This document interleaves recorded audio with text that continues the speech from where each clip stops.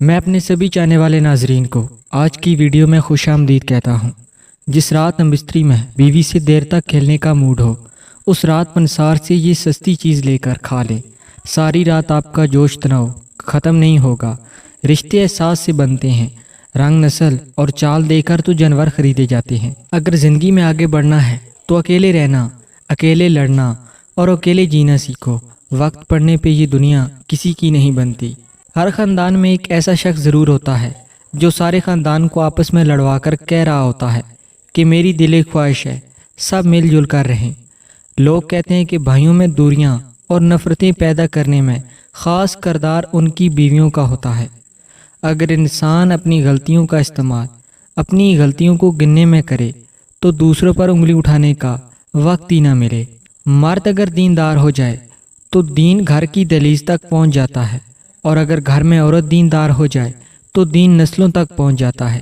اکڑ جتنی زیادہ ہو اتنی ہی شدت سے ٹوٹتی ہے، اور دھوکہ جتنا بڑا ہو اتنی ہی طاقت سے اپنے محور تک پلٹ کر آ جاتا ہے۔ ناظرین، آج کا نسخہ ملاحظہ فرمائیں۔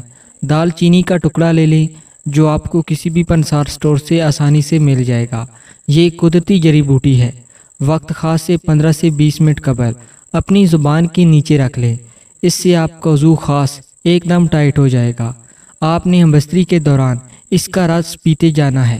جب تک آپ کے منہ میں رس رہے گا آپ کا جوش تناؤ کم نہیں ہوگا۔